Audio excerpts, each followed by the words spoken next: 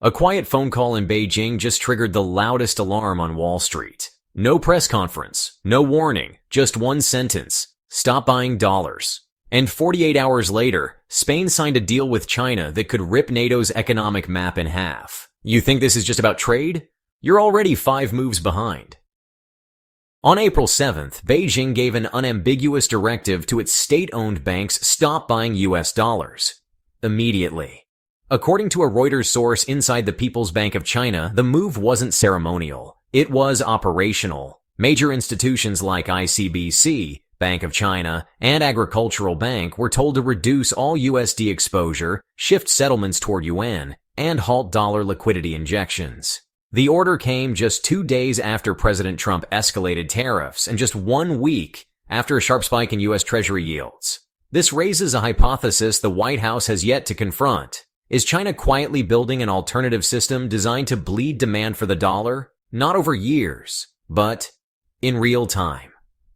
Wall Street analysts haven't reached consensus. Goldman Sachs' Hui Shan warned in a client note that a sudden contraction in dollar demand by major economies, especially China, would heighten global volatility and challenge dollar liquidity at a foundational level. In March alone, China reduced its treasury holdings by $24.1 billion, marking the steepest single-month drop since 2018. If this isn't a message to Washington, then what explains the precision timing and the absence of any official statement? But more importantly, what happens if other countries follow Beijing's lead? Days after Beijing moved against the dollar, Spain signed a multi-billion-euro strategic agreement with China, publicly, unambiguously, and without consulting NATO or Washington. The deal grants Chinese firms preferential access to Spain's logistics hubs, green energy infrastructure, and industrial R&D corridors. According to Spain's Ministry of Industry, this is the largest bilateral investment agreement signed with China since 2005, and it bypasses EU-level ratification entirely. Bloomberg reported that the deal includes incentives for Chinese EV makers, rail system integrators, and rare earth refiners to co-locate in Valencia, Bilbao, and Algeciras. Why does that matter? Because this isn't happening in a geopolitical vacuum. Just 48 hours before the deal, Trump imposed a 100% tariff on European EVs, singling out unfair Chinese subsidies that allegedly flow through EU countries. Spanish officials, caught between tariff pain and industrial opportunity, made their move. Former EU Trade Commissioner Cecilia Malmström noted, "This reflects a deeper rebalancing. Countries like Spain no longer see alignment with the US as a given, it's now transactional." If that's true, what happens when other mid-tier economies run the same cost-benefit analysis? On April 6th, President Trump unexpectedly delayed the implementation of his $50 billion tariff package targeting Chinese tech, autos, and semiconductors. Officially, it was framed as a strategic pause for diplomacy, but bond market data tells another story.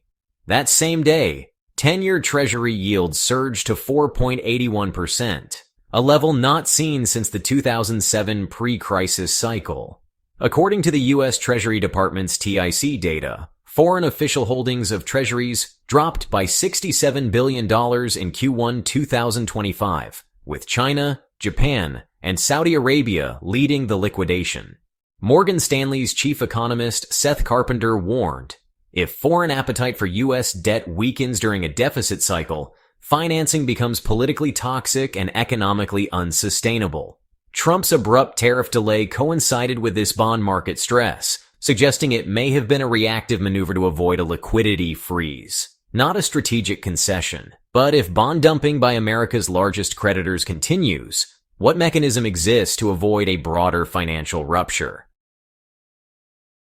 The White House may be targeting Chinese exports with historic tariff hikes, but China's outbound trade numbers are telling a different story.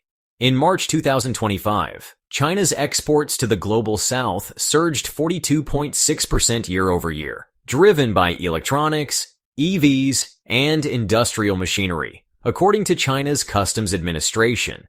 More provocatively, exports to U.S. partners like Mexico and Spain rose 18.3% and 21.9%, respectively. much of it routed through new tariff-free back channels.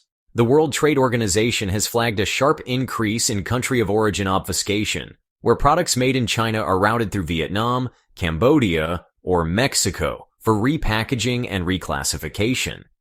U.S. Customs data shows a 23% spike in imports labeled Made in Vietnam, while Vietnamese export figures to China simultaneously spiked, suggesting strategic re-exporting.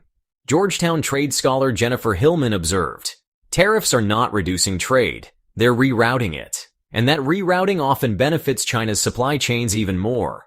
So if tariffs can't stop Chinese goods, and consumers are paying more anyway, who's really footing the bill for this economic war?" On April 3rd, China's EV leader BYD confirmed a €10 billion investment package to build a sprawling electric vehicle hub in Valencia, featuring 2 vehicle assembly plants, a gigafactory for lithium iron phosphate batteries, and a coastal export terminal connected directly to North Africa and the Middle East. According to the Financial Times, this marks BYD's largest overseas investment to date and could produce up to 800,000 vehicles annually by 2028. The announcement follows a record first quarter where BYD outsold Tesla globally for the 3rd straight quarter, according to Counterpoint Research.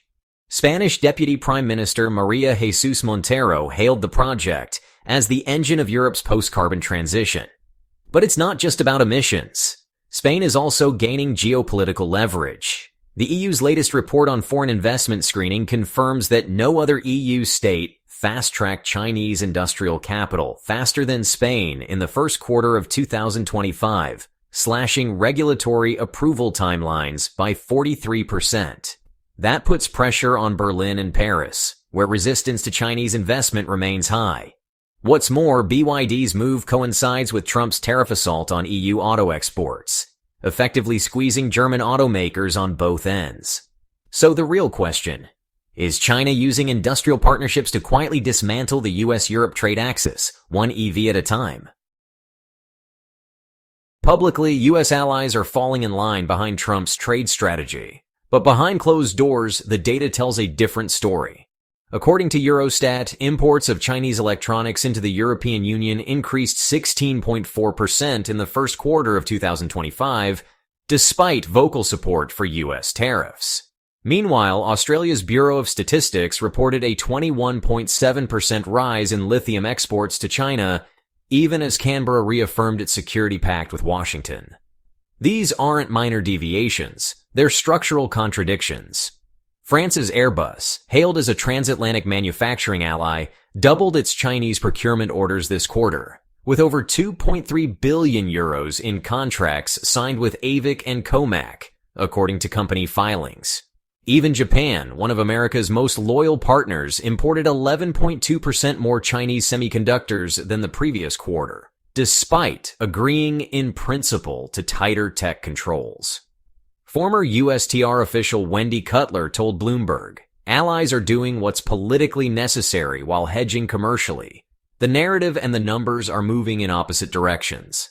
But if that divergence continues, does the US still have leverage or just loud support?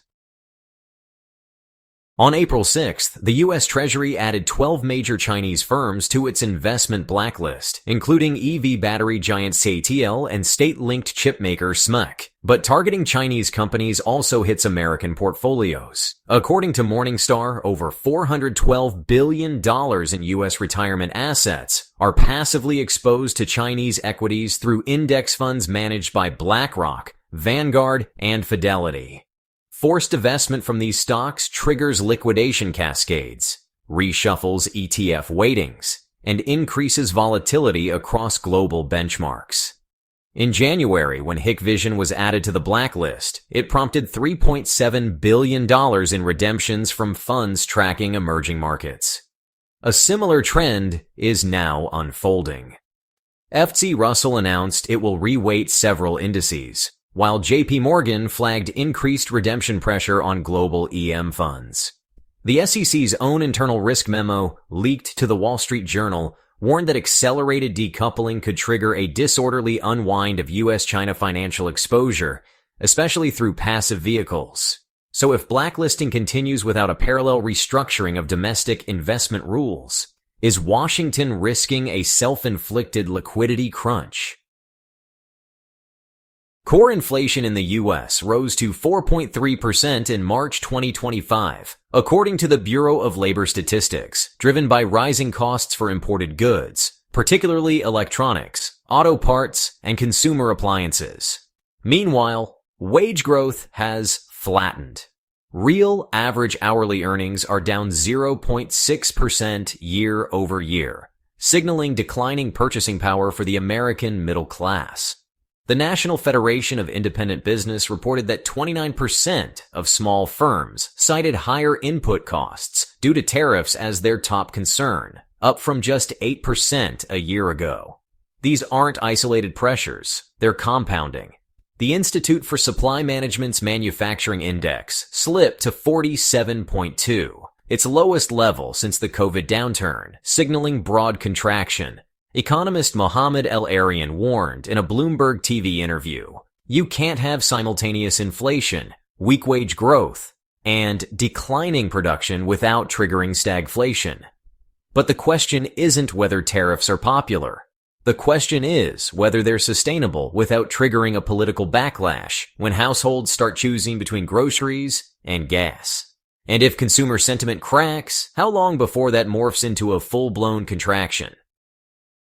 In the first 3 months of 2025, foreign holdings of U.S. Treasuries fell by $138 billion, according to the latest Treasury International Capital (TIC) report. China alone offloaded $31.6 billion, bringing its total U.S. bond holdings to their lowest point since 2009. Japan, the second largest foreign creditor, shed $23.4 billion, while Saudi Arabia cut its exposure by $11.9 billion.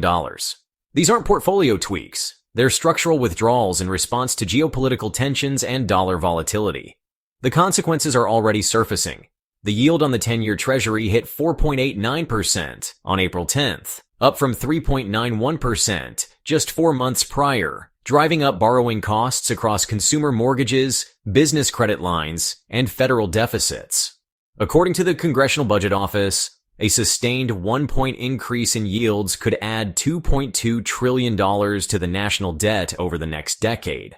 Former IMF economist Desmond Lockman warned in Foreign Affairs that a disorderly exodus from U.S. debt markets would not simply spike interest rates, it could force the Fed into tightening during a recession. So if bond demand collapses and the dollar weakens simultaneously, what's left holding up the system?